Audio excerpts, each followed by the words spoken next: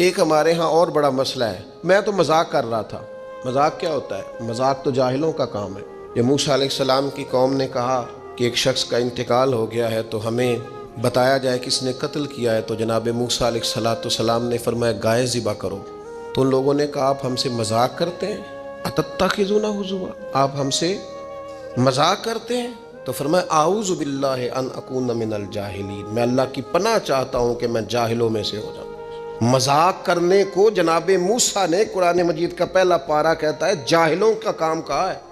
مذاق ٹھیک ہے، دل لگی ٹھیک ہے، یعنی آپ خوش طبعی کریں۔ مذاق تو کسی کے عیب کا ہوتا ہے، تیری آنکھ کس طرح کی ہے، تیری ناک چپٹی ہے، یہ مذاق ہوتا ہے۔ کسی کے رنگ کو لے کر، کسی کے قد کو لے کر، کسی کی توتلی زبان کو لے کر، یہ جاہلوں کی علامت۔ آپ دل لگی کریں، حضور بھی دل لگی فرماتے، مسکراتے دل لگی کریں، اس میں کسی کو تکلیف نہیں ہوتی، کسی کا عیب نہیں اچھلتا، کوئی بات ایسی خوشی کی آپ اس پہ خوش ہو جائیں۔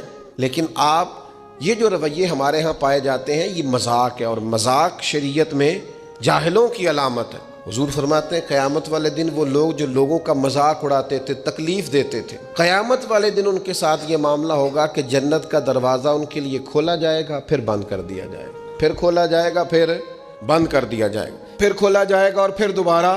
وہ کہیں گے یہ کیا ہو رہا ہے؟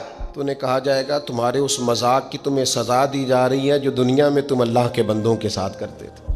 تکلیف دیتے ہیں لوگ۔ یہ کچھ سال پہلے کی بات ہے، آپ کو پتہ ہے ہمارے ہاں اپریل فول بھی منایا جاتا ہے، جھوٹ بولنے کا دن۔ ایک صاحب تھے بیچارے ہارٹ پیشنٹ، یہ پنجاب کا ہی واقعہ ہے، تو ان کو فون کر دیا کہ تمہارا بھائی ایکسیڈنٹ میں فوت ہو گیا ہے، کسی نے مذاق کیا۔ تو بیچارے ہارٹ پیشنٹ تھے، خبر سن کے ان کو پھر ہارٹ اٹیک ہوا، اللہ کو پیارے ہو، اور بعد میں پتہ چلا کہ کسی نے مذاق کیا، بھائی تو بالکل ٹھیک ٹھاک، آپ کے ایک مذاق نے کسی کی جان لے لی، گھر اجڑ گیا، عورت بیوہ ہو گئی، بچے یتیم ہو گئے، اور آپ مذاق کر رہے تھے، تکلیف دے رہے تھے، آپ آزمائش میں مبتلا کر رہے تھے۔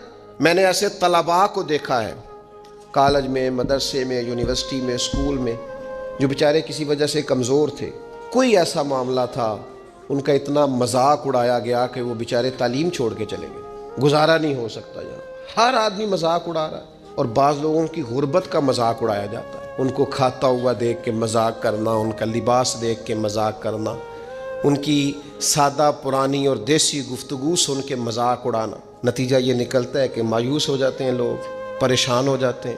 ایسا نہیں کریں، یہ تکلیف نہ دیں کسی مسلمان، اذیت میں مبتلا نہ کریں، ذہنی طور پر ٹارچر نہ کریں، آپ کوئی ایسا کام نہ کریں جس سے بار بار آزمائش ہو۔ کچھ لوگ زندگی میں گناہ کرتے ہیں، اللہ معاف کرے، غلطیاں ہو جاتی ہیں، پھر وہ لوگ توبہ کر لیتے ہیں، اور یہ توبہ اللہ کو اتنی پسند ہے کہ حضور فرماتے ہیں کسی کا اونٹ مال سمیت غائب ہو جائے اور وہ شخص ڈھونڈ ڈھونڈ کے تھک جائے اور مایوس ہو جائے، اور پھر وہ اونٹ اسے مل جائے، اسے اتنی خوشی نہیں ہوتی جتنی بندہ مومن کی توبہ پر رب کریم کو خوشی ہوتی ہے۔ کتنا بڑا انعام ہے۔ حضور فرماتے ہیں ہر شخص خطا کار ہے، پر بہترین خطا کار وہ ہے جو توبہ کرتا ہے خطا کار پر بہترین خطا کار۔ کیا بات ہے اس کی خطا کی، جو خطا کرتے ہی رو پڑا ہے، اللہ کے حضور توبہ کر رہا ہے۔ لیکن لوگ مذاق اڑاتے ہیں لوگوں کے گناہوں کا، وہ توبہ کر چکے ہیں، وہ چھوڑ چکے ہیں، وہ اس راہ سے ہٹ چکے ہیں۔ لیکن مذاق کرنا، مذاق اڑانا، تکلیف دینا، اذیت میں مبتلا کرنا۔ حضور علیہ السلام نے فرمایا کسی شخص سے کبھی کوئی گناہ کیا پھر اس نے توبہ کر لی، فرمایا جس نے دوبارہ اسے اس کا گناہ یاد کرایا، اللہ یاد کرانے والے کو سزا دے گا، مرنے سے پہلے پہلے یہ اس گناہ کے اندر مبتلا ہو جائے گا۔ مسلم شریف میں موجود ہے، اس کو سزا ملے گی۔ تو ٹارچر نہیں کریں، تکلیف نہیں دیں، ذہنی طور پر لوگوں کو اذیت میں مبتلا نہ کریں۔ اور پھر رشتے دیکھے جاتے ہیں ہمارے ہاں، تو اس قدر زیادہ مطلب آزمائش میں ہم لوگوں کو مبتلا کر دیا جاتا ہے، اس قدر زیادہ آزمائش میں ہمارا چونکہ دیہاتوں سے تعلق ہے، تو پرانی خواتین کبھی جاتی تھی نا رشتہ دیکھنے کے لیے بیٹے کا، تو ان سے کہا جاتا تھا کہ آپ کو وہاں رشتہ نہیں کرنا، تو کہتی تھی نہیں ہم نے نہیں کرنا۔ تو کہتے تھے بھئی آپ بتائیں کیا وجہ ہے؟ تو وہ کہتی تھی وجہ کوئی نہیں بتانی، اس لیے کہ میرے گھر میں بھی بیٹیاں ہیں، میں کوئی وجہ نہیں بیان کروں گی، میں کسی کی بیٹی کا عیب کیسے بیان کروں۔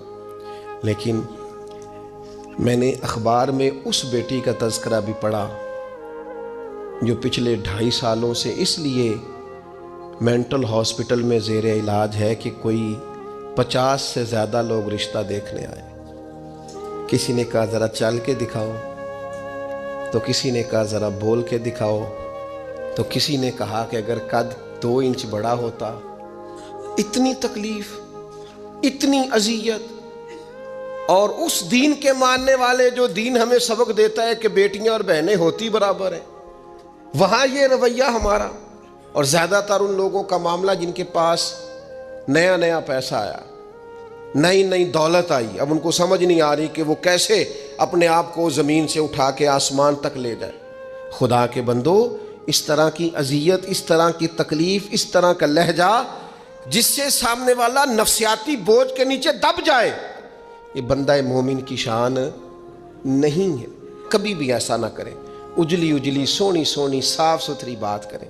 مومن کی شان یہ ہے کہ سب کچھ ہو سکتا ہے، پر مومن جھوٹا نہیں ہوا کرتا، وہ بددیانت نہیں ہوتا، وہ کسی کو تکلیف نہیں دیتا، اذیت نہ دیں، پریشان نہ کریں۔